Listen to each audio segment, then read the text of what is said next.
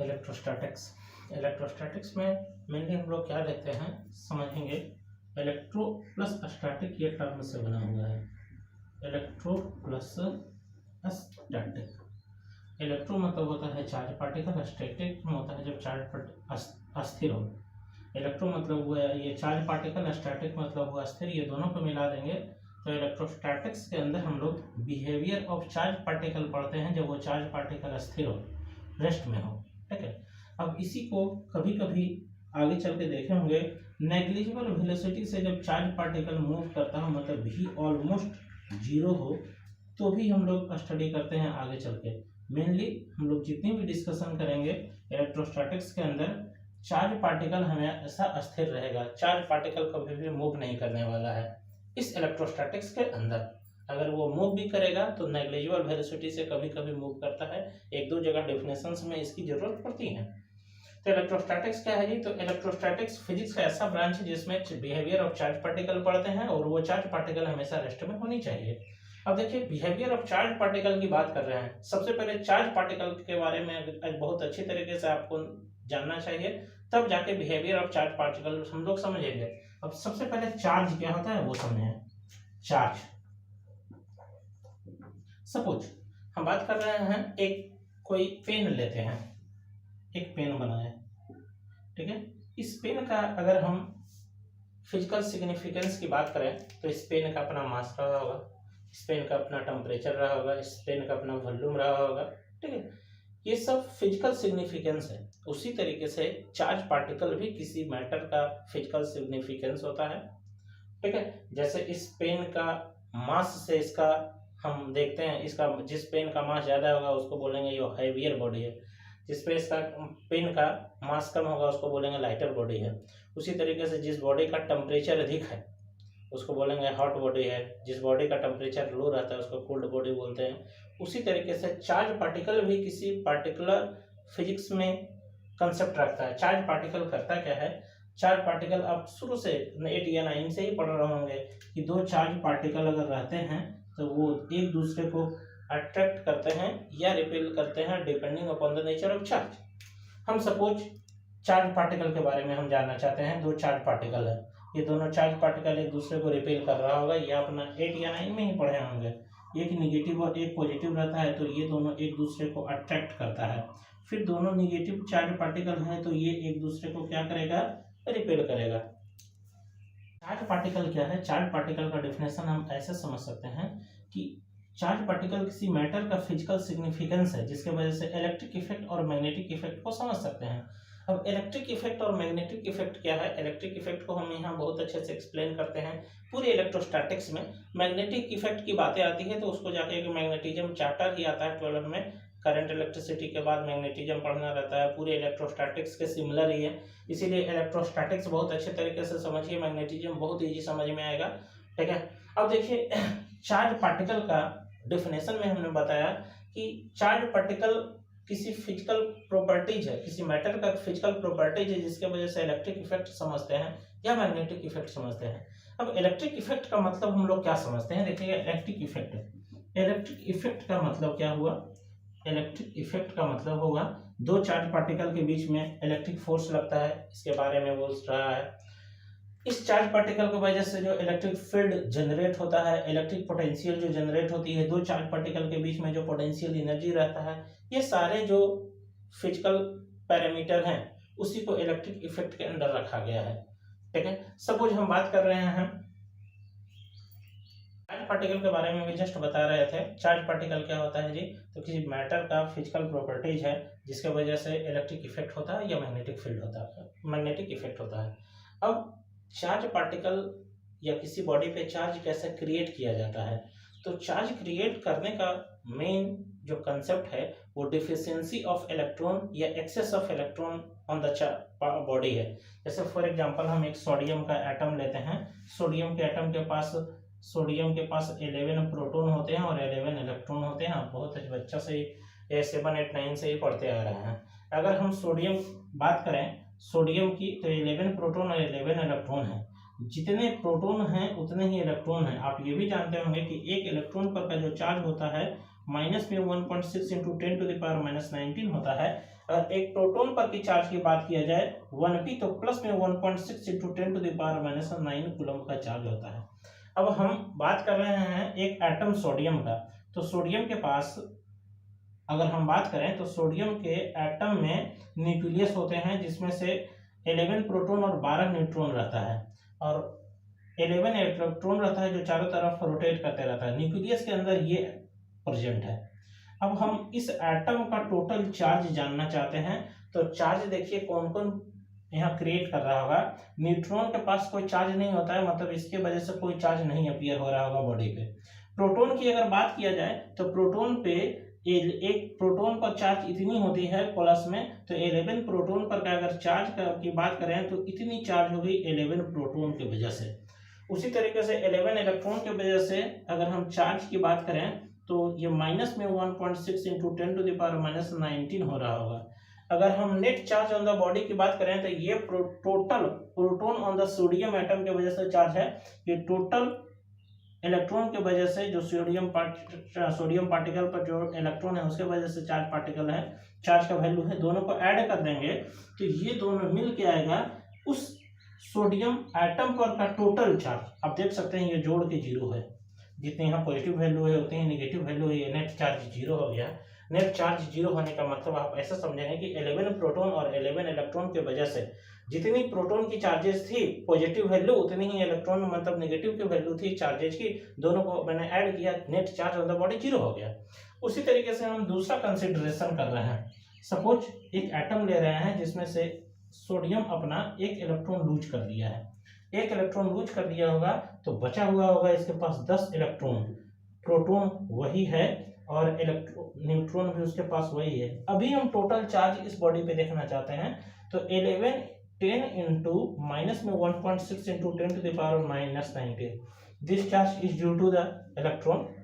फिर प्रोटॉन की वजह से देखेंगे तो 11 इंटू 1.6 इंटू 10⁻⁻⁹ ये हो गया टोटल प्रोटॉन की वजह से चार्ज। जब टोटल इलेक्ट्रॉन की वजह से चार्ज है, ये टोटल प्रोटॉन की वजह से है। टोटल चार्ज की अगर हम बात करें तो ये आ जाएगा 1.6 इंटू 10⁻⁻⁹। ठीक है, अभी हम क्या देख रहे हैं कि ये सोडियम एटम अगर एक इलेक्ट्रॉन को लूज करता है तो इसके पास टोटल पॉजिटिव में चार्ज आ गया।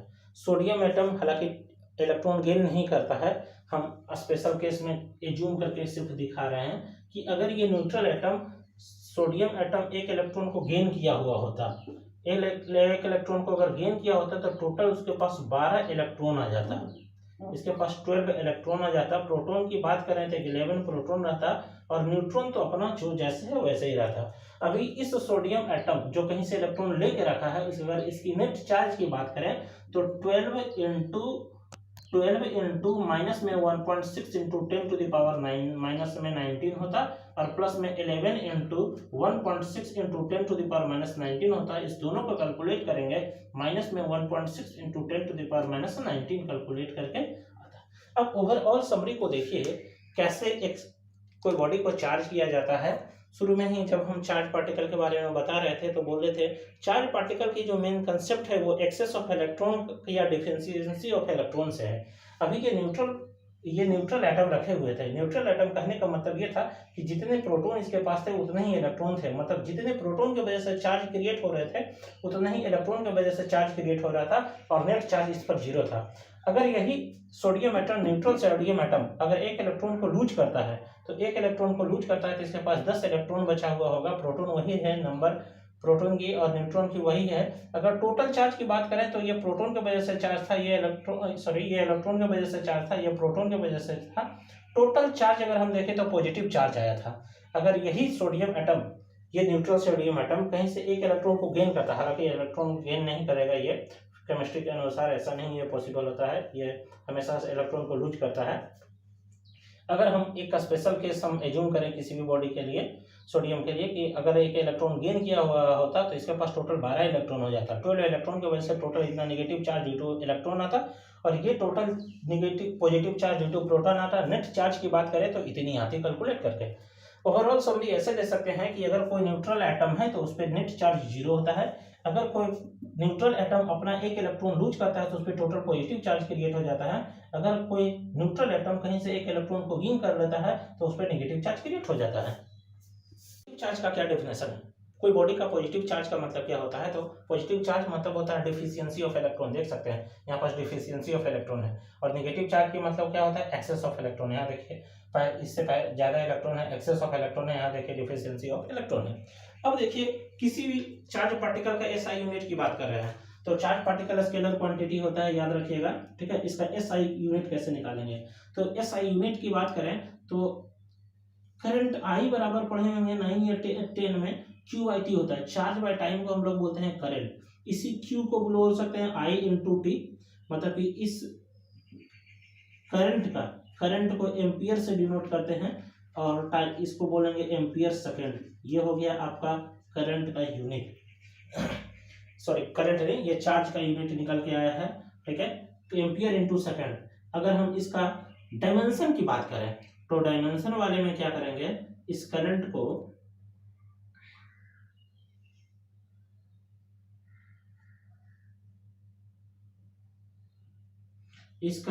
ए से डिनोट कर देंगे और इसको टी से डिनोट कर देंगे कैपिटल, और इस दोनों को मिला के लिखेंगे ए टी। ये हो गया चार्ज का डायमेंशन। किसी किसी बुक में आईटी भी लिखा हुआ है लेकिन वो बहुत रेयर लिखा हुआ रहता है, हर जगह एटी ही लिखा रहता है। 7 फंडामेंटल क्वांटिटी में तो करंट आता है ना, इसलिए ए इंटू टी के टर्म में इसको लिख दिए हैं। अब इसके बाद हम बात कर रहे हैं S I system, CGS system में यूनिट ऑफ चार्जेज को कैसे कैसे समझा जाता है। तो देख सकते हैं चार्ज जो है, चार्ज को 3 फॉर्मेट में समझिए आप। एस आई यूनिट में समझिए, फिर सीजीएस यूनिट में सोचिए, और एक होता है electro magnetic unit. SI unit में चार्ज को कूलम से डिनोट करते हैं, ठीक है। इसको स्टैट कूलम में, सीजीएस में उसको स्टैट कूलम बोला जाता है, COULOMB। और इसको रिलेशंस भी लिख देते हैं।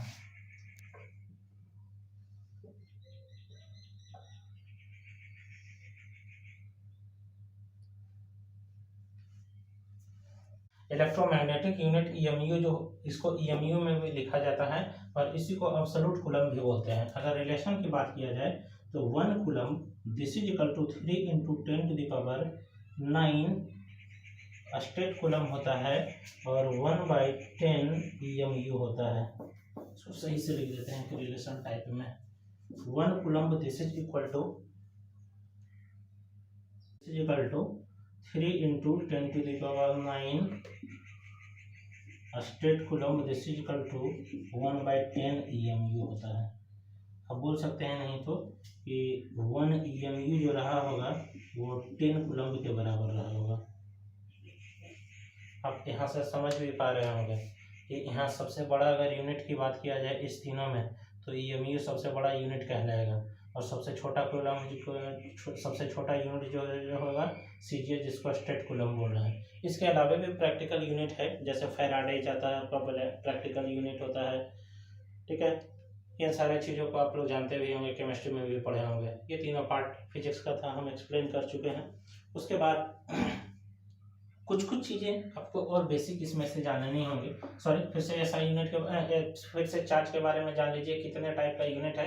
एक एसआई यूनिट था जिसको कूलम से रिप्रेजेंट कर रहे थे, सीजीएस यूनिट था स्टेट कूलम से रिप्रेजेंट कर रहे थे, एक इलेक्ट्रोमैग्नेटिक यूनिट था उसको एब्सोल्यूट कूलम से रिप्रेजेंट किया जाता है। एक कूलम वो बराबर होते हैं 3 × 10⁹ स्टेट कूलम के, और वो बराबर होते हैं 1/10 EMU के। इसका मतलब वो ये हुआ कि 1 EMU जो होगा 10 कूलम होगा। और सबसे बड़ा यूनिट की बात किया जाए इस तीनों में तो EMU सबसे बड़ा यूनिट है और सबसे छोटा यूनिट जो है स्टेट कूलम है।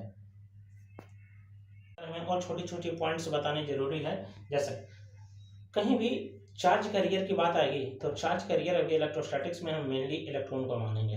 मतलब इन इलेक्ट्रोस्टैटिक्स जितनी भी चार्ज कैरियर होगी इलेक्ट्रॉन्स के टर्म में यूज होगा, ठीक है। मतलब बोल सकते हैं चार्ज कैरियर एक तरीके से इलेक्ट्रॉन होता है।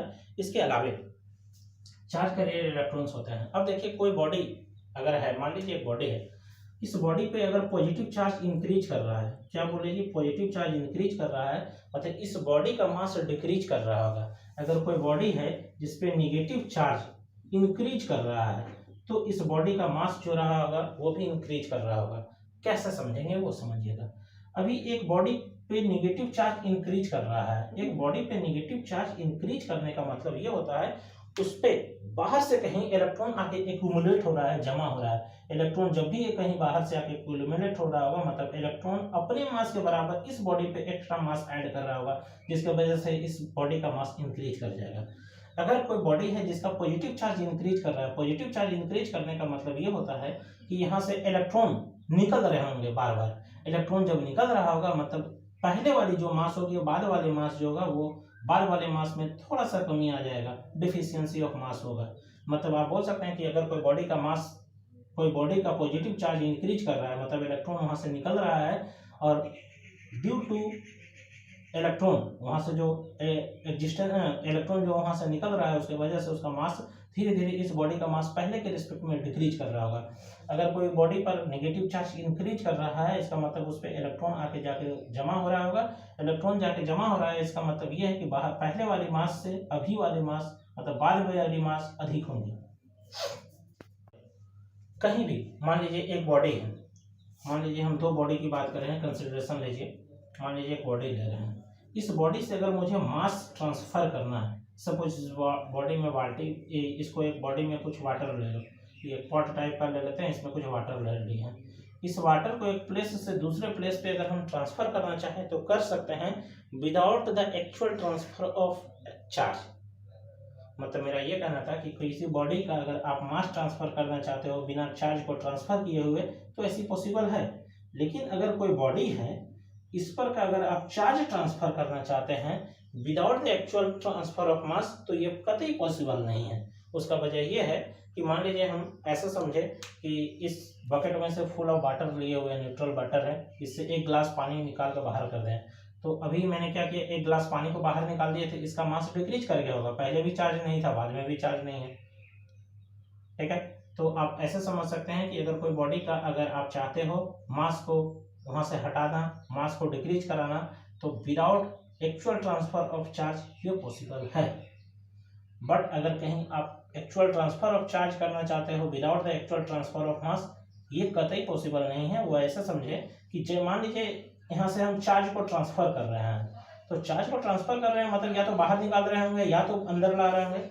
अगर हम यहाँ से चार्ज को बाहर निकालेंगे तो क्या होगा, जितना यहाँ पास चार्ज निकलेगा उतने चार्ज के बराबर मास या तो यहाँ से डिस्ट्रैक्ट हो रहा होगा, या तो यहाँ से हटा रहा होगा, या तो उतना ऐड हो रहा होगा। इसीलिए बोल रहे हैं कि कभी भी अगर आप ट्रांसफर ऑफ चार्ज करना चाहते हैं तो उसके साथ साथ मास जरूर ट्रांसफर हो जाएगा। लेकिन अगर आप चाहते हैं मास को ट्रांसफर करना without the transfer of charge, तो ये पॉसिबल है। प्रॉपर्टीज ऑफ चार्ज की बात कर रहे हैं, तो प्रॉपर्टीज ऑफ चार्ज क्या है, बेसिक प्रॉपर्टीज की सबसे पहले ये स्केलर क्वांटिटी होता है। कैसा होता है जी, ये स्केलर क्वांटिटी होता है, पहले ही बता चुके हैं। उसके बाद ये एडिटिव इन नेचर होता है, एडिटिव इन नेचर होता है।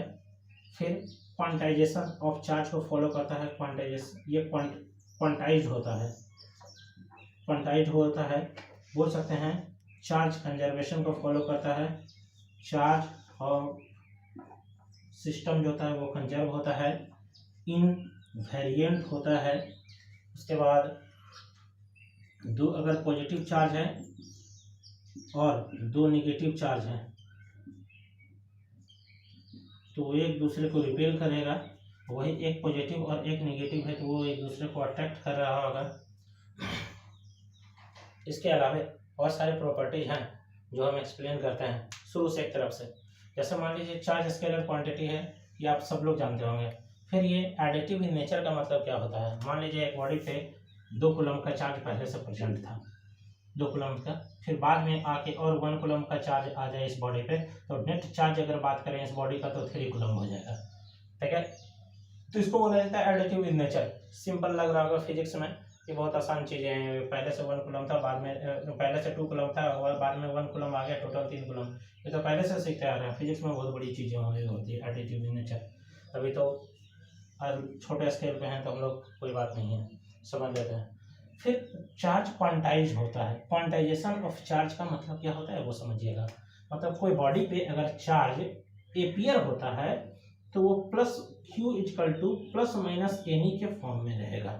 अब प्लस माइनस एनी का मतलब क्या है, ये हुआ इलेक्ट्रॉनिक चार्ज, मतलब 1.6 इंटू 10⁻⁹ कूलम जो है। एन एक इंटीजर है, मतलब एन इंटू इंटीजर के फॉर्म में ही हमेशा चार्ज एपियर होगा। जैसे कहीं भी अगर किसी बॉडी पे चार्ज देखना है तो 1.6 इंटू 10⁻⁹ हो सकता है, 2 इंटू 1.6 इंटू 10⁻⁹ हो सकता है, ठीक है। माइनस में 3 इंटू 1.6 इंटू 10⁻⁹ हो सकता है। ऐसे करके चार्ज हो सकता है एपियर किसी बॉडी पे। बोलेंगे 2.5 इंटू 1.6 इंटू 10⁻⁹, तो ये चार्ज पॉसिबल नहीं है किसी बॉडी पे आपके स्टैंडर्ड्स पे। वो इसलिए कि जैसे मान लीजिए आप देखिए हमने क्या बोला, Q इक्वल टू ये नहीं पॉसिबल होता है। चार्ज क्वांटाइजेशन का मतलब ये होता है किसी बॉडी पे चार्ज जो होगा हमें कौन सा क्वांटाइज होगा। क्वांटाइज का मतलब ये होता है integral multiple of electronic charge होने हैं।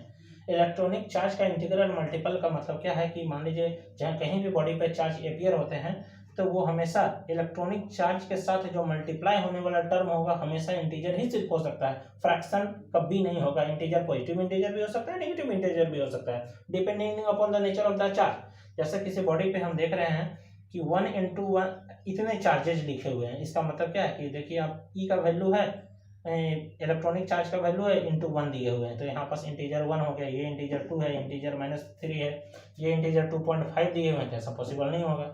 वो इसलिए कि आपके स्टैंडर्ड पे कहीं भी हम जैसे बॉडी पे चार्ज क्रिएट कर रहे थे तो हमने क्या किया था, due to transfer of electron charge create हो रहा था। और जब भी ट्रांसफर ऑफ इलेक्ट्रॉन करते हैं तो आपके स्टैंडर्ड्स पे इलेक्ट्रॉन को कंप्लीट ट्रांसफर एक बॉडी से दूसरे बॉडी पे करते हैं। या तो आप इलेक्ट्रॉन को एक बॉडी से रिमूव कर रहे हो या उस बॉडी पे इलेक्ट्रॉन को ऐड कर रहे हो, तो एक इलेक्ट्रॉन या 2 इलेक्ट्रॉन कर सकते हैं, हाफ इलेक्ट्रॉन, 2.5 इलेक्ट्रॉन, 1.5 इलेक्ट्रॉन, इस टाइप से आप कभी पूर्ण नहीं कर सकते हैं। इसीलिए आपके स्टैंडर्ड पे चार्ज क्वांटाइज्ड है। हालांकि चार्ज का भी दूसरा मतलब इलेक्ट्रॉन को भी बाद में छोटा छोटा पार्ट में तोड़ा गया है, फिर आगे सारे हायर स्टडीज में आपको पढ़ने हैं। चार्ज क्वांटाइजेशन का मतलब यही था कि कोई भी किसी बॉडी पे चार्ज अगर एपियर होंगे तो इलेक्ट्रॉनिक मल्टीपल विथ इंटीजर, इसके अलावा कुछ पॉसिबल नहीं है। फिर चार्ज जो होता है इनवेरिएंट चार्ज जो होता है कंजर्व होता है। किसी सिस्टम का चार्ज जो होता है कंजर्व होता है। सिस्टम ऑफ चार्ज कंजर्वेशन का स्लोगन शुरू से आप पढ़ते आए होंगे। चार्ज का neither be created nor be destroyed, can be transfer from one body to another body. यहाँ भी वही चीज हम लिखे हुए हैं, खाली शॉर्ट फॉर्म में लिख दिए हैं। Charge of A system is conserve. कैसे कंजर्व होता है उसको समझिएगा, बहुत ही सिंपल सी बात है। सपोज यहाँ हम ऐसे एग्जांपल्स ले रहे हैं कि एक बॉडी था, ठीक है, एक सोडियम इलेक्ट्रॉन था और एक क्लोरीन था। इस सिस्टम में सोडियम और क्लोरीन का 2 एटम लिए हुए हैं, एक सोडियम है और एक क्लोरीन है। ये सोडियम भी न्यूट्रल, क्लोरीन भी न्यूट्रल, मतलब इस पे 0 चार्ज, इस पे भी 0 चार्ज, नेट चार्ज शुरू में 0। इस सिस्टम का सपोज ये सोडियम अपना एक इलेक्ट्रॉन इस पर ट्रांसफर कर दिया तो इसमें पॉजिटिव में 1.6 इंटू 10⁻⁹ कूलम चार्ज आ गया होगा। ये इलेक्ट्रॉन न्यूट्रल एटम है, ये जैसे ही इलेक्ट्रॉन को कहीं से गेन किया होगा तो माइनस में 1.6 इंटू 10⁻⁹ कूलम चार्ज आ गया होगा। नेट चार्ज इस सिस्टम की बात करें, मतलब इस पर का और इस पर का चार्ज को ऐड कीजिए, देखिए 0 हो जाएगा। इसके अलावा बहुत सारे एग्जांपल्स होते हैं। सपोज ऐसे आप समझ सकते थे कि कोई सिस्टम में चार्ज ए है, कोई सिस्टम में बॉडी ए है और कोई बॉडी बी है। बॉडी ए के पास ऐसे समझिए कि 2 इलेक्ट्रॉन के बराबर चार्ज है, इस पे -2, इसको ऐसे समझिए कि 1.6 इंटू 10⁻⁹ पहले से ही चार्ज है। इस पे माइनस में आप ऐसे समझिए कि 3.2 इंटू 10⁻⁹ कूलम चार्ज है। ए और बी एक बॉडी दिए हुए हैं। ए एक बॉडी है जिस पर चार्ज इतना है, बी एक बॉडी है जिस पर चार्ज इतना है। अगर हम नेट चार्ज अभी सिस्टम की बात किया जाए तो इस दोनों चार्ज को ऐड करते हो, माइनस में 1.6 इंटू 10⁻⁹ कूलम करते हैं, इस दोनों को ऐड कीजिए। अब सपोज हम ऐसे समझ रहे हैं कि एक इलेक्ट्रॉन इधर से इधर ट्रांसफर हो गया। इलेक्ट्रॉन जैसे ही ट्रांसफर हो गया यहाँ से यहाँ तक, तो इस पे 1 इलेक्ट्रॉन के बराबर चार्ज क्रिएट हो जाएगा और इस पे उतने ही नेगेटिव चार्ज क्रिएट होने हैं। एक बॉडी ए से इलेक्ट्रॉन को जैसे ही ट्रांसफर किए तो बॉडी ए पे पॉजिटिव चार्ज आता इक्वल टू 1.6 इंटू 10⁻⁹ और ये बॉडी जो इलेक्ट्रॉन को एक्सेप्ट किया है उतना ही नेगेटिव चार्ज क्रिएट हो जाता है। अगर अभी हम ए पर का नेट चार्ज की बात किया जाए तो इस दोनों चार्ज को ऐड करके बोलेंगे कि ए पर का नेट चार्ज जो हो गया 3.2 इंटू 10⁻⁹ कूलम हो गया।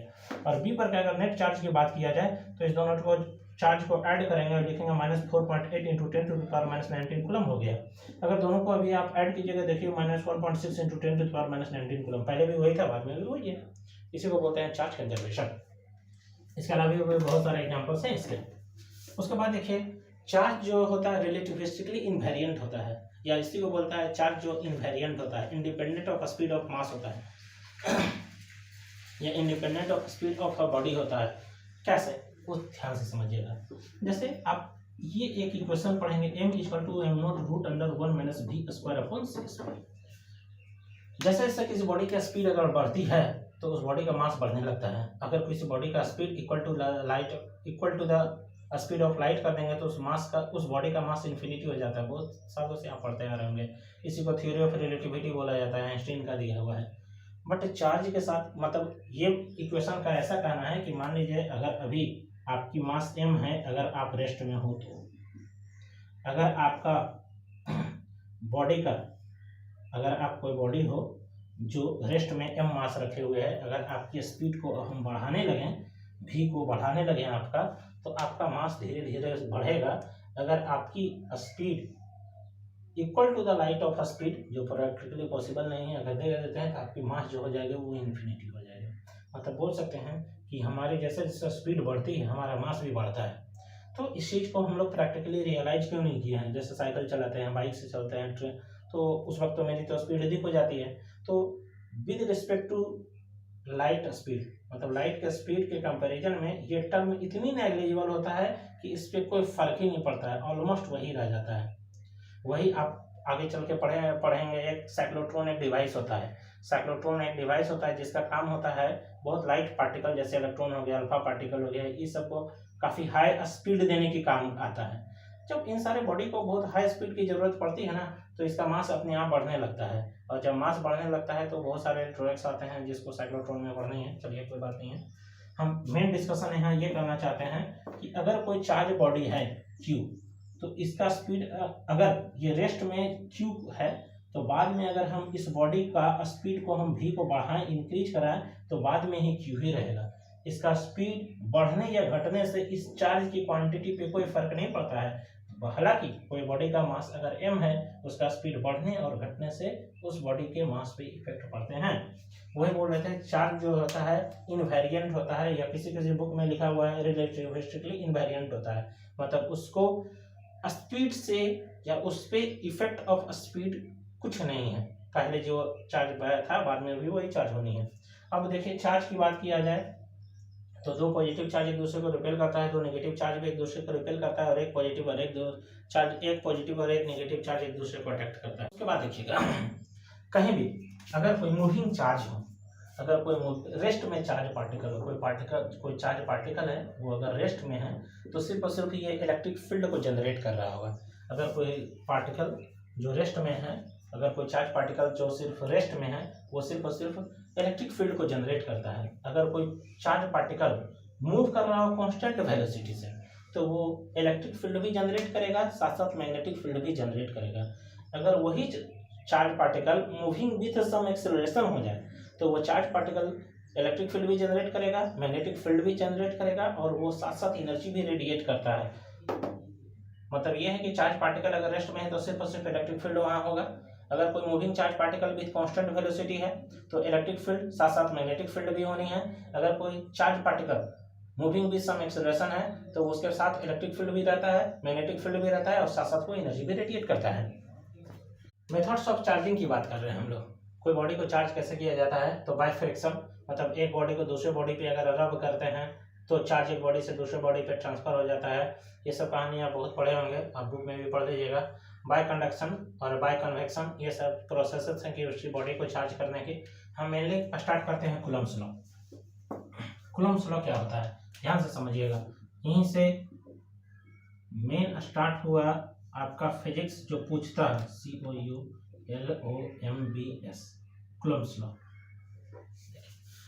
कूलम्ब्स लॉ क्या है? ये एक्सपेरिमेंटली वेरीफाइड लॉ है, इसका कोई थ्योरेटिकल प्रूफ नहीं है, ये सिर्फ और सिर्फ एक्सपेरिमेंटल ऑब्जर्वेशन पे दिया हुआ है। ये कोई बहुत बड़ा साइंटिस्ट नहीं, सिंपल एक इंजीनियर था जिन्होंने ये डेवलप किया है। ठीक है, कैसे?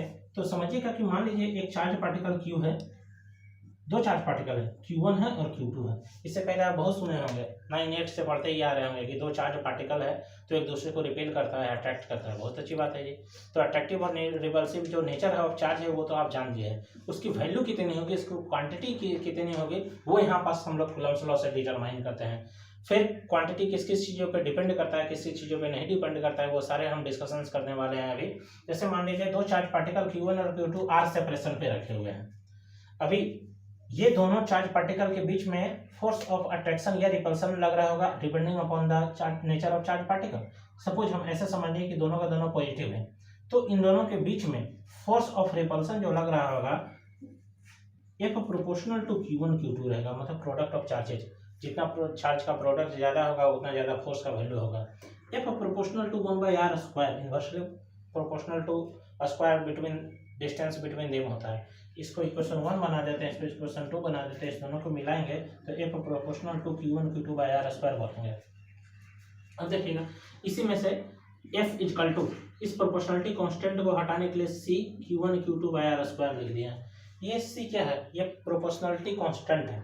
ये अलग अलग सिस्टम पे अलग अलग होता है। जैसे सीजीएस में, सीजीएस सिस्टम की बात करें, सीजीएस सिस्टम में तो C का वैल्यू 1 हो जाता है। SI सिस्टम में इस C का वैल्यू K के बराबर ही होता है, जो 1/4 पाई एप्सिलॉन नॉट हो जाता है, जो 9 × 10⁹ के बराबर लगभग बराबर होता है।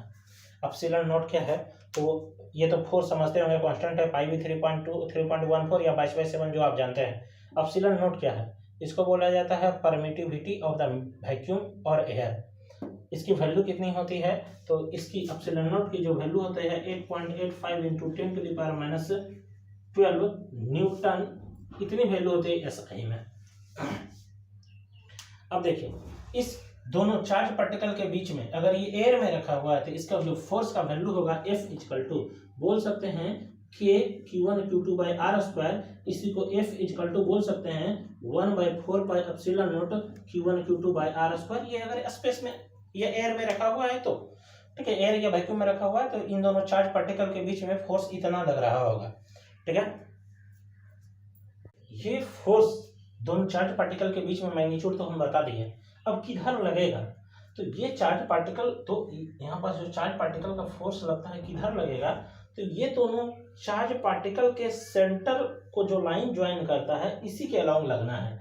या तो इधर लगे या तो इधर लगे, इस पे या तो इधर लगे या तो इधर लगे। अब ऐसा मत समझना कि इन दोनों चार्ज पार्टिकल के बीच में लगने वाला फोर्स का डायरेक्शन इधर भी हो सकता है, कभी नहीं होगा।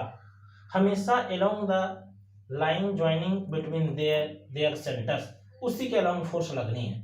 अब देखिए ये वैक्यूम में का फोर्स था, अगर इसी को किसी मीडियम में रख देते हैं तो ये फोर्स का वैल्यू, मान लीजिए कोई मीडियम में रख दे रहे हैं तो ये एफ ऑफ वैक्यूम एक तरीके से बोल सकते हैं। तो एफ ऑफ मीडियम जो होता है वो कितना होता है? तो 1/4 पाई एप्सिलॉन नॉट, एप्सिलॉन हो जाता है Q1 Q2/r स्क्वायर हो जाता है। इसी को बोल सकते हैं कि ये ऐसे भी लिखा जाता है epsilon naught epsilon r Q1 Q2/r square. अब देखिए एप्सिलॉन क्या है? इसको परमिटिविटी ऑफ द मीडियम बोला जाता है। इसको एप्सिलॉन नॉट तो आप समझ रहे होंगे परमिटिविटी ऑफ द वैक्यूम है, और ये एप्सिलॉन r जो है permittivity of the relative permittivity of the medium कहलाता है। और एप्सिलॉन r का जो वैल्यू होता है epsilon divided by epsilon not के बराबर होता है। या किसी किसी बुक में ये एप्सिलॉन m करके टर्म दिया हुआ है, ऐसे करके भी दिया हुआ है, डरने की कोई बात नहीं है। अच्छा, एफ ऑफ वैक्यूम जो होता है F of medium divided by बोल सकते हैं एप्सिलॉन नॉट एप्सिलॉन m के बराबर होता है। सॉरी, इसको फिर से लिख देते हैं, देख सकते हैं F of vacuum divided by F of medium करना है, मतलब इन दोनों का रेशियो लेना है। ये पूरा पार्ट तो कॉमन है, ये दोनों हट जाएगा तो बचेगा क्या? इसमें से बचेगा 1/4 पाई एप्सिलॉन नॉट, और इसमें से बचेगा 1/4 pi epsilon naught epsilon m। इसको कैलकुलेट करेंगे F of vacuum by F of medium, तो ये जाके बचेगा एप्सिलॉन m के बराबर। ठीक है। और इसी में से एफ ऑफ मीडियम निकालने जाएंगे तो F of vacuum by epsilon M हो जाएगा, ठीक है। इसी को ऐसे भी बोला जाता है F of vacuum by epsilon R, भी किसी किसी बुक में लिखा हुआ है, और F of vacuum by constant के। अब देखिएगा ये कांस्टेंट के जो है, इससे पहले वाला जो यहाँ के कांस्टेंट बता रहे थे वो नहीं है, इसको आगे चल के डाइलेक्ट्रिक कांस्टेंट बोला जाता है, ठीक है। ये डाइलेक्ट्रिक कांस्टेंट होता है। डाइलेक्ट्रिक कांस्टेंट क्या होता है? जस्ट सिमिलर टू द, आप बोल सकते हैं कि रिलेटिव परमिटिविटी या परमिटिविटी ही है, सिमिलर होता है, एक्चुअली दोनों एक ही चीज़ नहीं है।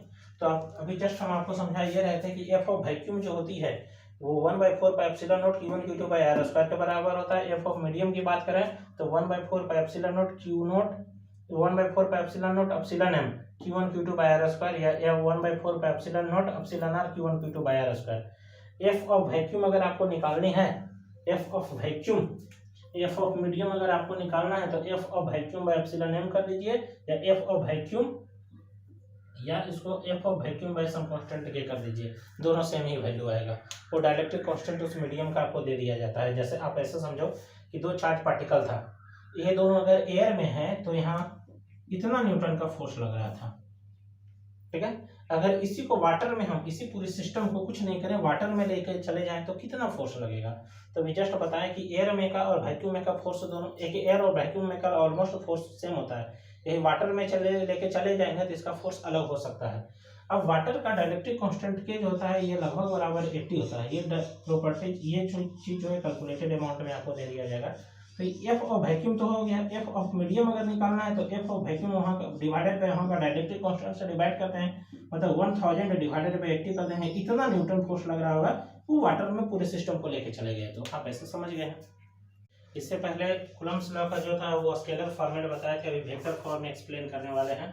वेक्टर फॉर्म कैसे है, तो मान लीजिए कि दो charge particle Q1 Q2 R separation पे रखा हुआ है, इन दोनों के बीच में अगर फोर्स का वैल्यू देखें, मैग्नीट्यूड की बात करें तो F equal to 1/4 pi epsilon naught Q1 Q2 by R square होगा, या बोल सकते हैं K Q1 Q2 by R square रहा होगा। फोर्स की मैग्नीट्यूड की बात करें तो अगर हम ये देखना चाहते हैं विश्व वेक्टर फॉर्म में, तो कहीं वेक्टर कैसे लिखते थे, देखिए तो ए वेक्टर ए कैप जो लिखा जाता था, वेक्टर ए डिवाइडेड बाय ए का मैग्नीट्यूड, या वेक्टर ए डिवाइडेड बाय ए का मैग्नीट्यूड इनटू ए कैप लिखते थे। मतलब किसी वेक्टर को रिप्रेजेंट करने के लिए वहाँ का मैग्नीट्यूड इनटू वहाँ का यूनिट वेक्टर लिखना है। अगर हम इसको वेक्टर फॉर्म में लिखना चाहते हैं तो कैसे लिखेंगे, इसको ऐसे लिखना चाह रहे हैं हम, इसको लिख रहे हैं F12। F12 का मतलब क्या है, force on charge particle Q1 due to Q2। अब देखिए इस चार्ज पार्टिकल पे इसके वजह से कितनी फोर्स लग रही है और किधर लग रही है। मैग्नीट्यूड तो मुझे पता है यही रहेगा। डायरेक्शन की बात कर रहे हैं तो अगर ये दोनों पॉजिटिव चार्ज है तो इस पे फोर्स इधर लग रहा होगा। अब इधर के डायरेक्शन का यूनिट, इधर के डायरेक्शन का यूनिट वेक्टर इनटू यहाँ इन दोनों के बीच का फोर्स का मैग्नीट्यूड का अगर हम मल्टीप्लिकेशन कर देते हैं तो ये वेक्टर फॉर्म लिखा जाएगा। आप समझ पा रहे होंगे कि जैसे मान लीजिए कहीं वेक्टर लिखना है तो वहाँ का मैग्नीट्यूड इनटू वहाँ का यूनिट वेक्टर लिखना है, तो यहाँ पास फोर्स जो लिखने वाले हैं वहाँ पर का फोर्स का मैग्नीट्यूड अगर हम लिख देते हैं इनटू यूनिट वेक्टर लिख देते हैं तो मेरा तो काम हो जाएगा। फोर्स का मैग्नीट्यूड अगर हम इन दोनों के बीच की बात करें तो मैग्नीट्यूड लग रहा होगा K into Q1 Q2 by R square, ये मैग्नीट्यूड हो गया। डायरेक्शन की बात करें तो इधर का डायरेक्शन का यूनिट वेक्टर को लिखना है, कैसे लिखेंगे वो देखिएगा। अब याद कीजिएगा यहाँ पास एक पॉइंट ए वेक्टर और बी होता था, ऐसे करके लिखते थे तो ए बी वेक्टर लिखते थे, मतलब जिधर से एरो जाता था और जिस पे जाता था वैसे करके लिखते थे, और ये होता क्या था, ओ बी माइनस ओ ए के बराबर होता था। अब देखिए हम इधर से इधर लिखने जा रहे हैं, मतलब एरो किस पे दे रहे हैं, दूसरे वाले पे, किसके रिस्पेक्ट में, 1 के रिस्पेक्ट में। तो अगर हम ऐसे किसी वेक्टर को लिखते हैं, इधर देखिएगा सबसे पहले अगर मान लीजिए यहाँ ए और बी रहता है, ऐसे रहता है तो उसको ए बी लिख देते हैं, और अगर हम इसी को ऐसे करके लिखते हैं ए और बी है और ऐसे रहेगा तो बी ए लिखेंगे। अब देखिए ये चार्ज नंबर 2 है, चार्ज नंबर 1 है, तो इधर से इधर के यूनिट वेक्टर को क्या लिखेंगे, देखिए तो R1 R21 लिखें, 2 से 1 की तरफ हम ले रहे हैं।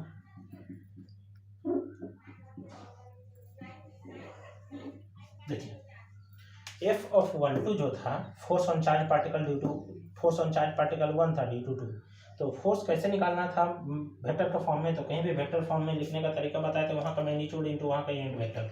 मैग्नीट्यूड पता था, यहाँ का यूनिट वेक्टर लिखना था, अब इस डायरेक्शन का यूनिट वेक्टर लिखना है। तो यूनिट वेक्टर लिखने के लिए सबसे पहले वेक्टर को लिखने आना चाहिए।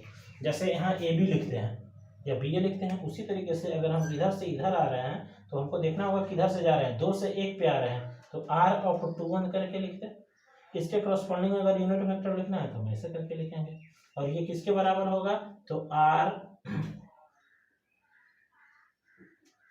अगर हम 2 1 लिखना चाहते हैं यूनिट वेक्टर के फॉर्म में तो आर 2 1 डिवाइडेड बाय आर का मैग्नीट्यूड लिखेंगे। इसका मतलब कि आप बोल सकते हैं कि एफ ऑफ 1 2 जो है वो लिख सकते हैं के Q1 Q2 by R square, के Q1 Q2 by R square R 2 1 divided by R. इसी को एफ ऑफ 1 2 जब लिखेंगे तो के हो गया Q1 Q2 by R cube लिखेंगे, आर 2 1 करके लिखेंगे, ऐसे करके आप लिख सकते हैं। सिमिलरली F21 लिखना रहता मेरे को तो फोर्स ऑन चार्ज पार्टिकल 2 रहता, force on charge particle 2 due to 1। तो अगर हम मैग्नीट्यूड की बात करें तो पहले हम पिक्चर बना देना चाहते हैं। यहाँ पास पिक्चर को यहाँ मिटा के नया पिक्चर बनाएंगे। ये पिक्चर बन गया, ये चार्ज पार्टिकल Q1 है, ये Q2 है, इसका सेपरेशन R है, तो इसको तो K Q1 Q2 by R square ये मैग्नीट्यूड हो गया, के Q1 Q2 by R square magnitude हो गया। डायरेक्शन की बात करें तो ये डायरेक्शन इधर से इधर है, मतलब 1 से 2 की तरफ है, तो R1 2 लिख देंगे ऐसे करके। इसी को हम अगर इस वाले फॉर्मेट में लिखना चाह रहे हैं तो F of 2 1 this is equal to K Q1 Q2 divided by are Q R1 2। देखिएगा यहाँ अगर यूनिट वेक्टर रख रहे हैं तो यहाँ स्क्वायर है, यहाँ अगर वेक्टर लिख रहे हैं तो आर क्यू है, ध्यान से हमेशा रखना है, ठीक है। अब देखिए एक टर्म आपको ये फोर्स का निकल के आया है और एक टर्म ये निकल के आया है, या बोल सकते हैं ये निकल के आया है। हम इसको और इसको कंपेयर करने वाले हैं, कैसे कंपेयर करेंगे वो देखिएगा। इतना आप जानते हैं कि ए बी जो वेक्टर होता है वो माइनस बी ए वेक्टर के बराबर होता है, उसी तरीके से R12 जो वेक्टर होगा माइनस ऑफ R21 के बराबर होगा, माइनस ऑफ R21 के बराबर होगा। मतलब बोल सकते हैं इसको F ऑफ 21 जो लिखा हुआ है, इस वाले को F ऑफ 21 जो लिखा हुआ है उसको आप ऐसे भी लिख सकते हैं, F ऑफ 21 को K Q1 Q2 by R square minus of R21, ये माइनस को बाहर निकाल देते हैं, के हो जाएगा Q1 Q2 by R square हो जाएगा, R21 हो जाएगा। अच्छा इसी को हम लिख सकते हैं F ऑफ 1 2, देखिए F ऑफ 21 जो है माइनस ऑफ F ऑफ 1 2 के बराबर है। ये न्यूटन्स थर्ड लॉ में एक्शन और रिएक्शन पेयर वाला जैसा नहीं है, equal in magnitude and opposite in sign. Action और रिएक्शन न्यूटन्स थर्ड लॉ में आप लोग पढ़े होंगे कि दो बॉडी पे एक्शन और रिएक्शन पेयर वाले में क्या स्टेटमेंट देते हैं कि दो बॉडी पे इक्वल और अपोजिट फोर्स लगता है। देखिए तो मैग्नीट्यूड दोनों का सेम है कि नहीं, अगर हम मैग्नीट्यूड देंगे तो सेम आ जाएगा और डायरेक्शन तो एक दूसरे का अपोजिट है। मतलब यहाँ से हम बोल सकते हैं कि वेक्टर फॉर्मेट आपका ये था। इस वेक्टर फॉर्म के तरफ से हम अगर आगे बढ़े तो ये भी समझ में आया कि कूलम्ब्स लॉ है एक तरीके से न्यूटन्स लॉ को भी फॉलो करता है, न्यूटन्स थर्ड लॉ को। अब इसके अलावा नेचर ऑफ कूलम्ब्स लॉ क्या होता है, कूलम्ब्स का लॉ का नेचर क्या क्या है, तो सबसे पहले कूलम्ब्स लॉ जो होता है सिर्फ और सिर्फ पॉइंट चार्ज के लिए वैलिड है। कोई बड़ा ऑब्जेक्ट है उसके लिए कभी नहीं आप अप्लाई करेंगे, अगर अप्लाई करेंगे तो वही बॉडी के लिए अप्लाई होता है जो पॉइंट चार्ज के जैसा बिहेव करता है। अब पॉइंट चार्ज के जैसा कौन बिहेव करता है इसका एक्सप्लेनेशन बाद में, ठीक है। तो आप ध्यान ये रखेंगे कि कूलम्ब्स लॉ सिर्फ और सिर्फ पॉइंट चार्ज के लिए वैलिड है, ठीक है। अट्रैक्टिव और रिपल्सिव दोनों फोर्स होता है, मीडियम डिपेंडेंट फोर्स होता है, सेंट्रल फोर्स होता है। सेंट्रल फोर्स का मतलब आपको बता दिए थे कि दोनों बॉडी के सेंटर के लाइन ज्वाइनिंग लाइनिंग में ही होगा।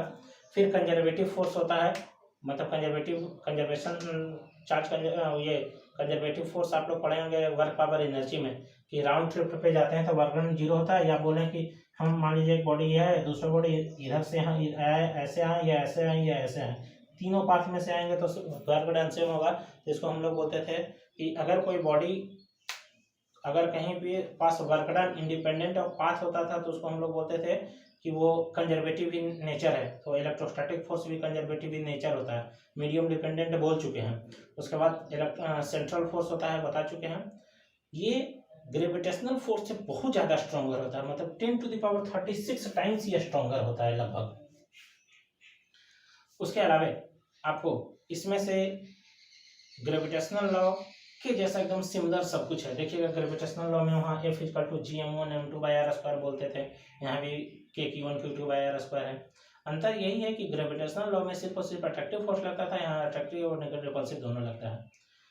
कूलम्ब्स लॉ जो होता है ये इनवर्स स्क्वायर लॉ को फॉलो करता है। इनवर्स स्क्वायर लॉ समझ रहे होंगे, F is proportional to 1/r² जो बोले ना, उसी को इनवर्स स्क्वायर लॉ भी बोला जाता है। ये न्यूटन्स थर्ड लॉ को फॉलो करता है, वेक्टर लॉ से भी प्रूव भी किए थे। और ये जो वेक्टर लॉ, कूलम्ब्स लॉ का जो वेक्टर फॉर्म था, इसका कभी कभी प्रूफ बोर्ड में भी पूछा जाता है। आपको तो F(1)2 equal to minus of F(2)1 बताए थे, इसका मतलब ये न्यूटन्स थर्ड लॉ का प्रूफ यही था। इसके अलावे सुपरपोजिशन थ्योरम को फॉलो करता है। सुपरपोजिशन क्या है हम अगले वाले क्लास में एक्सप्लेन कर देंगे। उसके अलावे चार्ज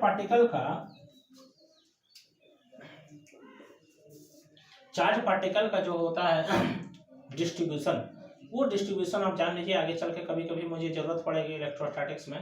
3 टाइप का चार्ज डिस्ट्रीब्यूशन पढ़ना है। पहला लीनियर चार्ज डिस्ट्रीब्यूशन, दूसरा पढ़ना है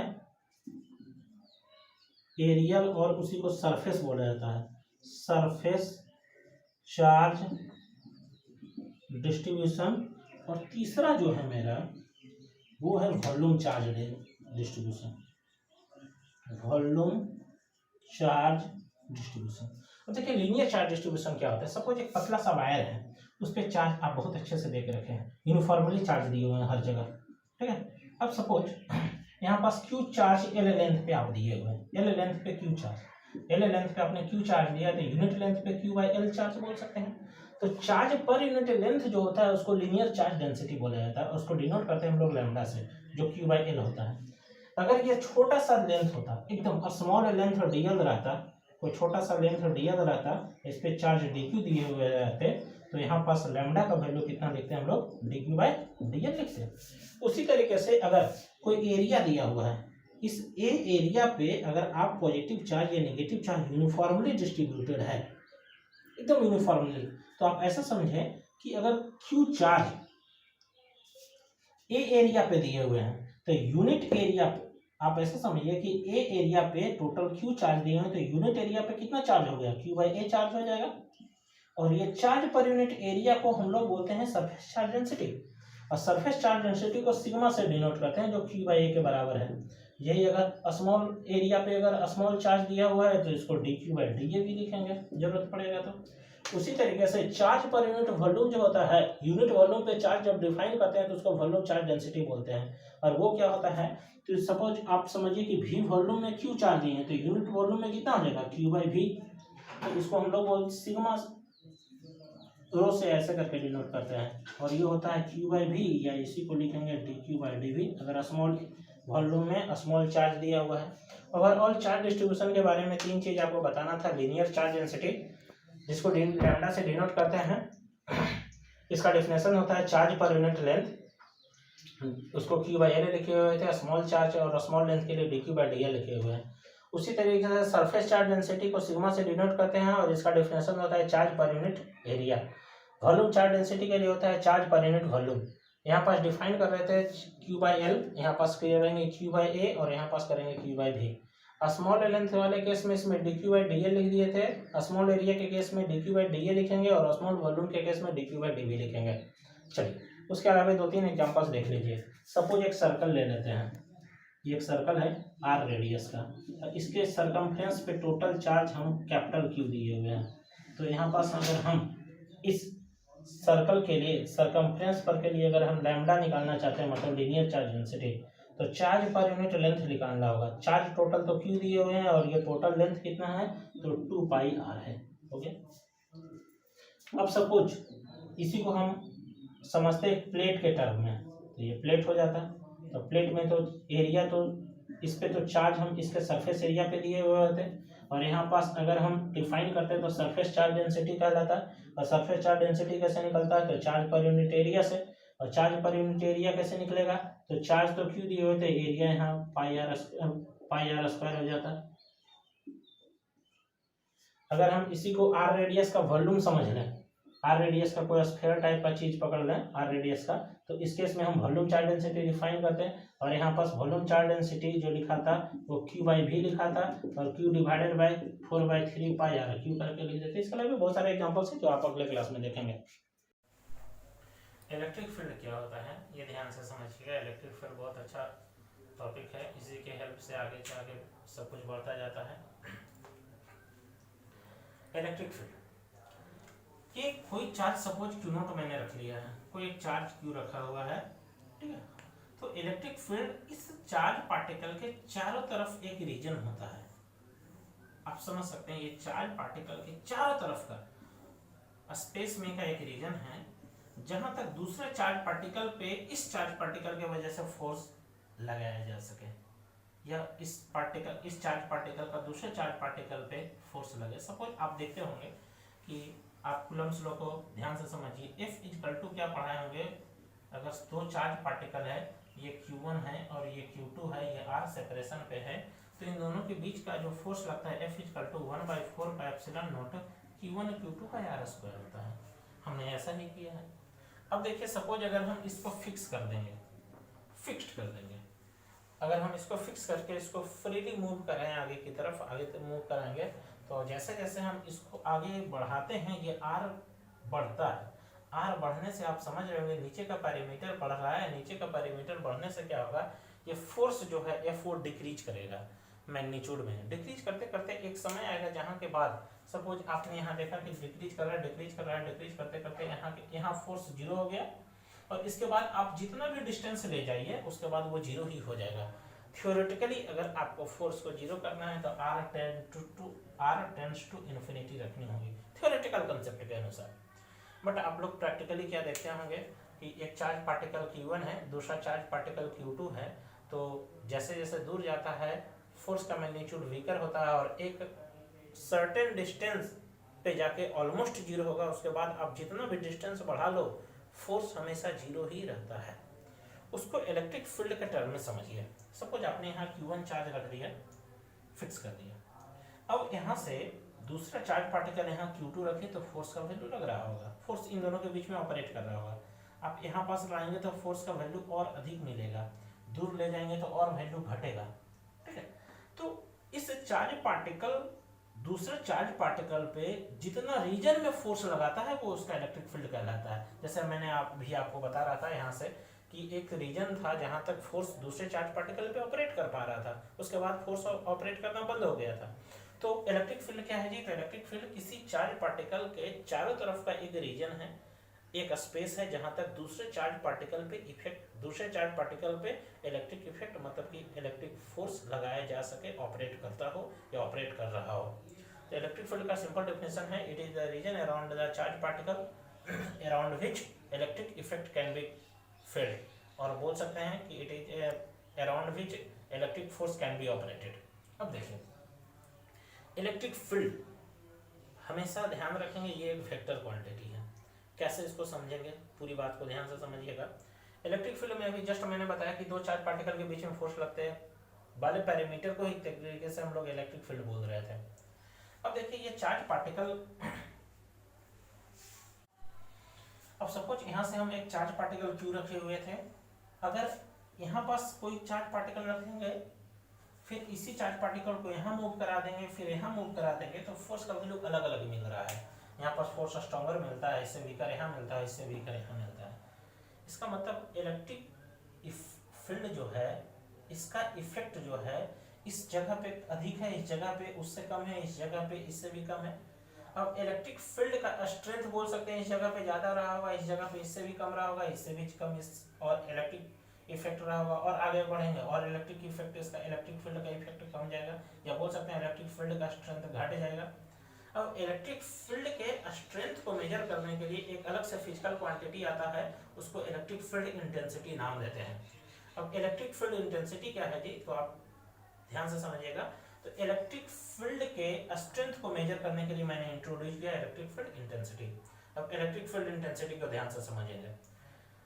इसका डेफिनेशन होता है इलेक्ट्रिक फील्ड इंटेंसिटी का कि यूनिट पॉजिटिव चार्ज पे जितना फोर्स लगता है वो उसका इलेक्ट्रिक फील्ड इंटेंसिटी कहलाता है।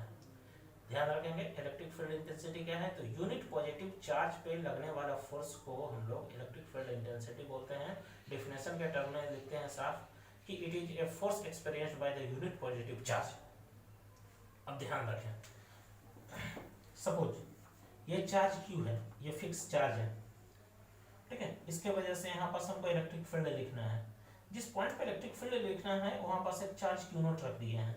ये इस Q नोट चार्ज को टेस्ट चार्ज बोला जाता है, और ये टेस्ट चार्ज की खासियत क्या होनी चाहिए कि ये पॉजिटिव चार्ज होनी चाहिए और बहुत स्मॉल चार्ज होना चाहिए।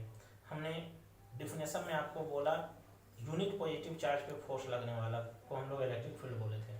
यूनिट पॉजिटिव पे फोर्स लगने वाले का मतलब ये मत समझेंगे कि 1 कूलम्ब बहुत बड़ी अमाउंट होती है चार्ज की। बोलने में तो मुझसे बोल दिए कि 1 कूलम्ब में बहुत छोटा चार्ज है, ऐसी बात नहीं, बहुत अमाउंट बड़ा होता है। आप समझे ना, एक इलेक्ट्रॉन में होता है 1.6 इंटू 10⁻⁻19 कूलम्ब। एक कूलम्ब बराबर होगा आपका 1 डिवाइडेड बाई 1.6 इंटू 10⁻⁻19, मतलब हो जाएगा 1/10⁻19। इसको लिखेंगे तो 10 इंटू 10⁻18 बाई 1.6, इसको लिखेंगे 6.25 इंटू 10⁻18 इलेक्ट्रॉन। इतने इलेक्ट्रॉन को अगर हम जमा करते हैं, क्या ये इतने प्रोटॉन को एक जगह ले जाकर जमा करते हैं, तो 1 कूलम्ब चार्ज क्रिएट किया जा सकता है। एक एटम से 4-5 इलेक्ट्रॉन ही हटाना बहुत मुश्किल होता है। केमिस्ट्री के टीचर से जाके पूछिएगा, आयनाइजेशन एनर्जी के बारे में पढ़ते हैं, 1-2 इलेक्ट्रॉन 4 इलेक्ट्रॉन ही निकालने में हालत खराब रहता है। इतने इलेक्ट्रॉन को एक जगह एक्यूमुलेट करना बहुत पॉसिबल नहीं है। इसीलिए हमेशा ध्यान रखिएगा कि इलेक्ट्रिक फील्ड निकालने के लिए हम लोग जिस पॉइंट पे इलेक्ट्रिक फील्ड निकालना है, सपोज मुझे एक पॉइंट चार्ज है Q, यहाँ से R डिस्टेंस पे पॉइंट P है जहाँ पास मुझे इलेक्ट्रिक फील्ड की वैल्यू निकालनी है। तो इलेक्ट्रिक फील्ड अगर निकालना है तो यहाँ पास एक टेस्ट चार्ज Q नोट रख देते हैं। इस टेस्ट चार्ज का सिग्निफिकेंस क्या होना चाहिए कि ये पॉजिटिव होना चाहिए, बहुत स्मॉल क्वांटिटी में होना चाहिए। अगर स्मॉल क्वांटिटी में नहीं रहेगा तो सराउंडिंग में अदर चार्जेस को ये डिस्टर्ब करने लग जाएगा। तो अब देखिए कैसे इलेक्ट्रिक फील्ड को हम लोग निकालते हैं। अब इन दोनों के बीच में फोर्स कितना लगेगा, F = K Q note Q/r²। अब देखिए इसकी मैग्नीट्यूड की बात करें, अगर हम फोर्स ऑन यूनिट चार्ज, अब हम देखेंगे Q नोट चार्ज पे F फोर्स लगा, तो यूनिट चार्ज पे कितना फोर्स लगेगा, F/Q नोट। यूनिटरी मेथड तो आप लोग पढ़ते आए हैं बच्चे से। Q नोट चार्ज पे फोर्स लगा तो यूनिट चार्ज पे F/Q नोट फोर्स लगेगा। अब इस पे अगर हम F/Q नोट अब देखिए ये यूनिट चार्ज पे जो फोर्स लगता है उसी को इलेक्ट्रिक फील्ड इंटेंसिटी बोलते हैं।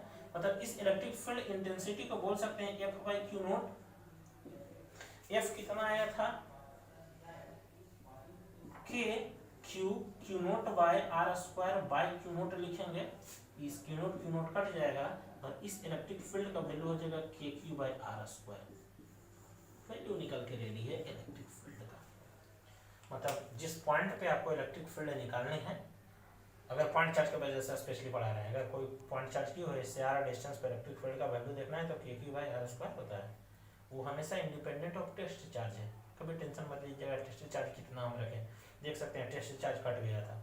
हमने इलेक्ट्रिक फील्ड इंटेंसिटी का डेफिनेशन क्या बताया था, it is a force experienced by unit positive charge. मैंने इन दोनों चार्ज के बीच में फोर्स का मैग्नीट्यूड निकाला।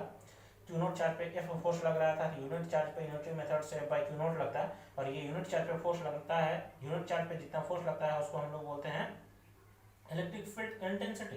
तो इलेक्ट्रिक फील्ड इंटेंसिटी को F/Q नोट बोलेंगे और इसकी वैल्यू इतनी आएगी कैलकुलेट करके, यहाँ पास हमने देख लिया। ये इसकी मैग्नीट्यूड थी। डायरेक्शन की अगर बात करें तो direction in the direction of force होता है।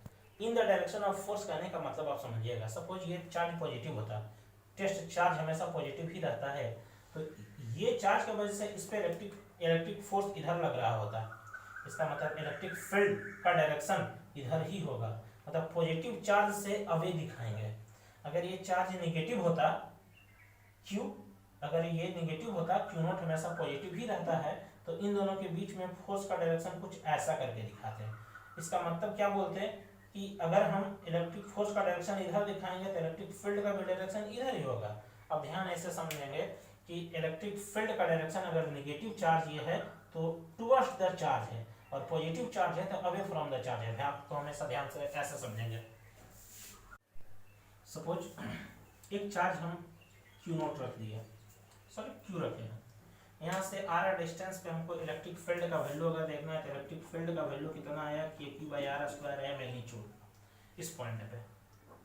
अब इलेक्ट्रिक फील्ड वेक्टर क्वांटिटी होती है तो इसकी मैग्नीट्यूड और डायरेक्शन दोनों डिफाइन करते होंगे। मैग्नीट्यूड तो मैंने यहाँ डिफाइन कर दिया, डायरेक्शन की बात आई, डायरेक्शन किधर होगा तो डायरेक्शन ये डिपेंड करता है ये चार्ज कैसा है। अगर ये चार्ज पॉजिटिव होगा तो अवे फ्रॉम द चार्ज, मतलब लाइन ज्वाइनिंग के अवे फ्रॉम द चार्ज। अगर ये चार्ज नेगेटिव होता है तो टुवर्ड्स द चार्ज। ये हो गया इलेक्ट्रिक फील्ड का डायरेक्शन और ये हो गया उस इलेक्ट्रिक फील्ड का मैग्नीट्यूड। अब देखिए यहाँ पास F बराबर कितना आया, E बराबर कितना आया था, F बाई क्यू नोट आया था। इन जनरल बोल सकते हैं E बराबर F by Q in general. अब देखिए इसी F को क्या लिखेंगे, QE लिखेंगे, मतलब बोल सकते हैं कि फोर्स अगर निकालना है तो वहां पास के इलेक्ट्रिक फील्ड इनटू चार्ज का मल्टीप्लिकेशन कर देंगे तो वहां पास का फोर्स निकल जाएगा। फॉर एग्जांपल अगर हम वेक्टर फॉर्म में देखना चाहते हैं तो F this is equal to Q into E। अब इसका मीनिंग देखिए, ये बहुत इंपॉर्टेंट टॉपिक है और बहुत इंपॉर्टेंट फार्मूला, इसका बहुत अच्छा यूजेज है, ध्यान से समझिएगा। अगर हम किसी चार्ज पार्टिकल पे फोर्स निकालना चाहते हैं तो एक फोर्स निकालने का तरीका था in terms of Coulomb's law, जो कि Q1 Q2 बाय R स्क्वायर के रिस्पेक्ट में हम लोग समझे थे यहाँ पास। अभी इसी फोर्स को अगर इलेक्ट्रिक फील्ड के टर्म में देखना है तो अगर मुझे कहीं पर का इलेक्ट्रिक फील्ड पता है और उस यहाँ पर का चार्ज से मल्टीप्लाई कर देंगे तो उस पॉइंट पर का फोर्स का मैग्नीट्यूड मुझे पता चल जाएगा और डायरेक्शन भी पता चल जाएगा। कैसे, ध्यान दीजिएगा।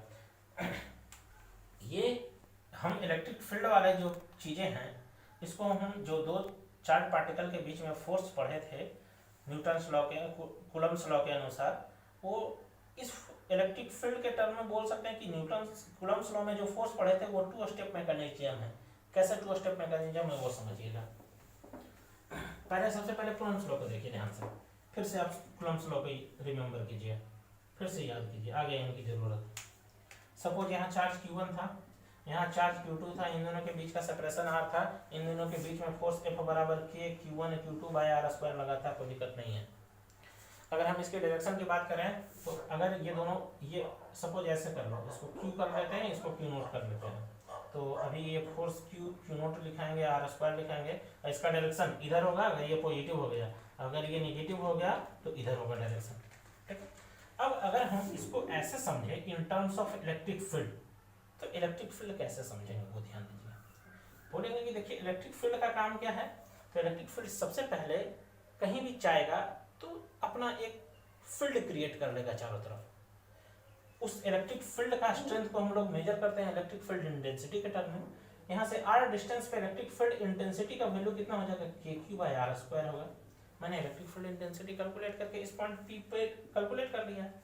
अब इस P पॉइंट पे अगर दूसरा चार्ज Q नोट रहता तो इन दोनों, तब इस Q नोट पे ये चार्ज पार्टिकल फोर्स नहीं लगाएगा, इस चार्ज पार्टिकल के वजह से जो इलेक्ट्रिक फील्ड यहाँ प्रेजेंट है वो फोर्स लगा रहा है। हम इसको दूसरे टर्म में समझ रहे हैं।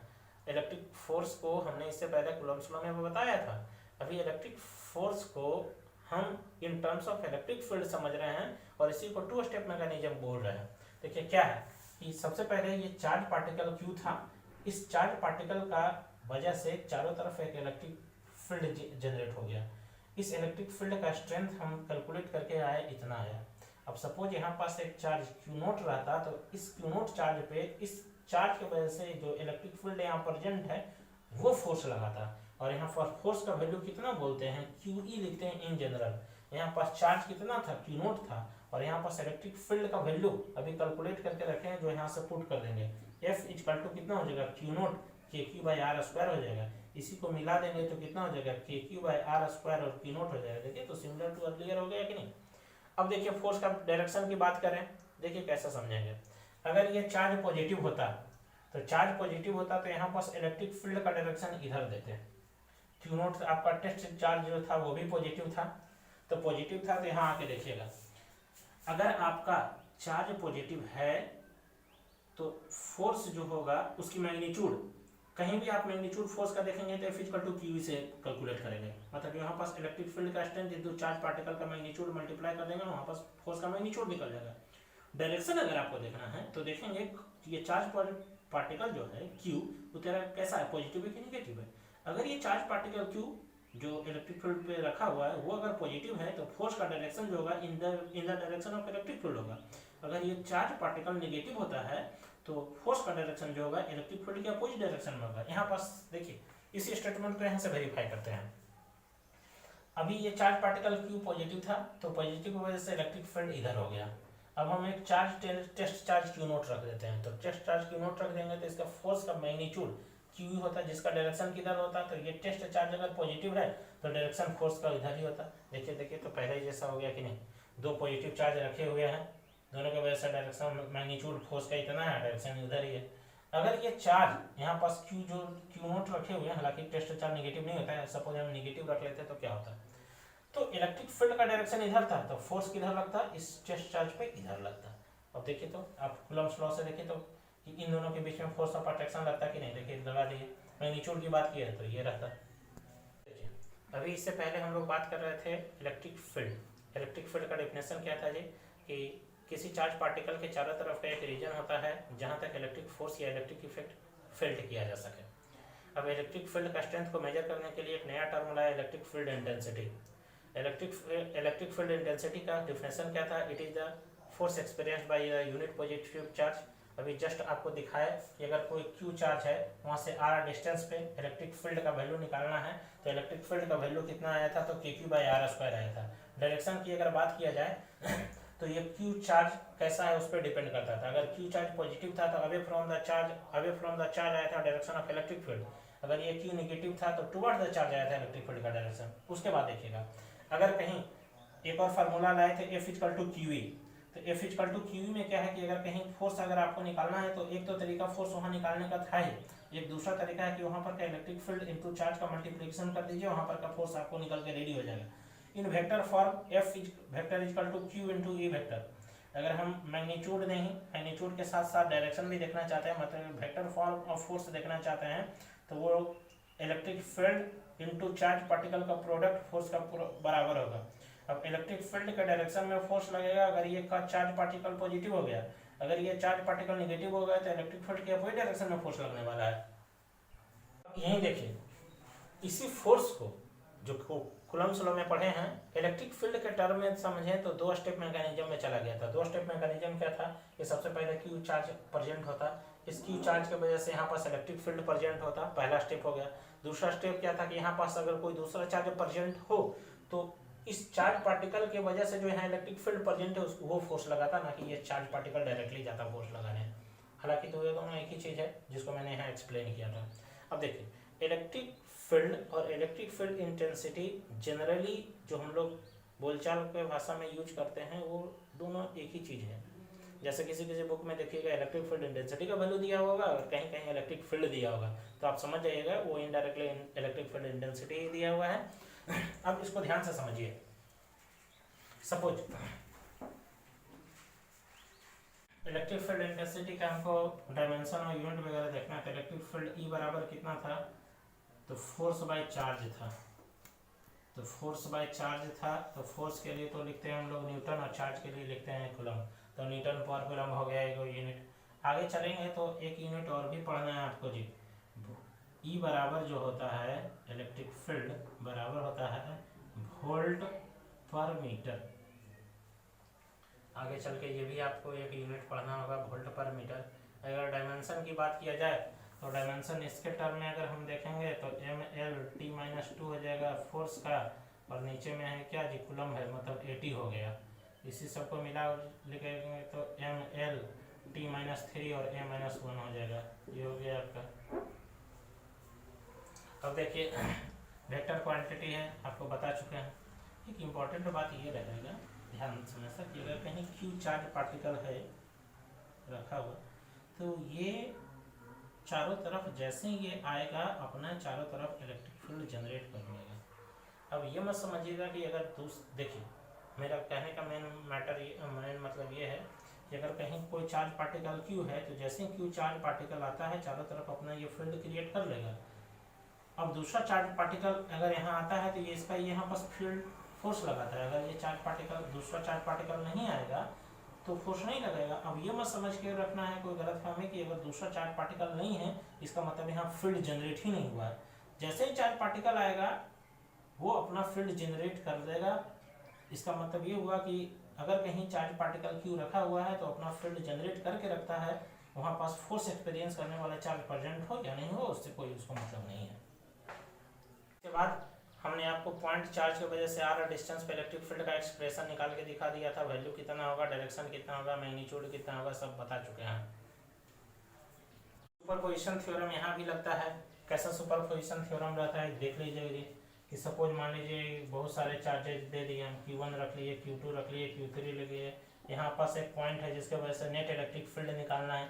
तो सबसे पहले इसके वजह से यहाँ पास इलेक्ट्रिक फील्ड निकालेंगे, फिर इसके वजह से निकालेंगे और फिर इसके वजह से निकालेंगे और सबका वेक्टर सम कर देंगे।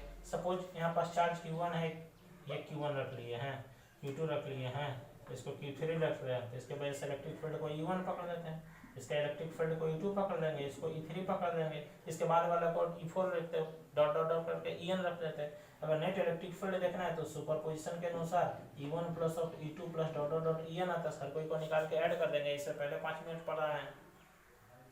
इसके बाद का जो भी टॉपिक है बहुत इंपॉर्टेंट टॉपिक है, आप लोग इतना तक बढ़िया से रिवाइज करके रखिएगा। इंटीग्रेशन का फार्मूला देख लीजिएगा। अब जो डेरिवेशन बताने वाले हैं कंप्लीट क्वेश्चंस उससे हमेशा का हमेशा रहता है, हमेशा 12 के एग्जाम में रहता है, कंपटीशंस में भी रहता है। 12 में तो बहुत सारे क्वेश्चंस पूछे जाते हैं। बाकी अगला क्लास देखते हैं।